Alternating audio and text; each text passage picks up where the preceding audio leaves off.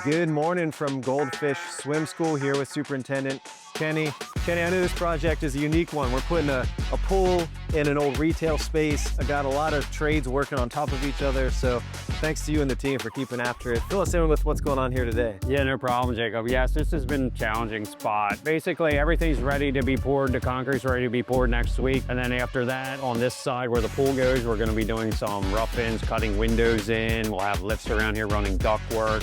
In the other area that you see back there, we have walls framed up right now. We're doing some rough electrical, rough plumbing.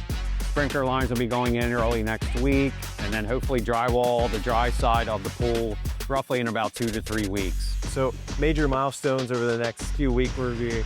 The biggest milestone would be next week when we pour the concrete around the pool area so we can actually get lifts on here and start transitioning into getting some work done over here. And the biggest thing would be in the back area. We have a mechanical room where all the pool equipment needs set. It needs to be up and running for when we plaster the pool to get water into it. We're in a tight space in here with lifts. We have 28 feet from the floor to the ceiling.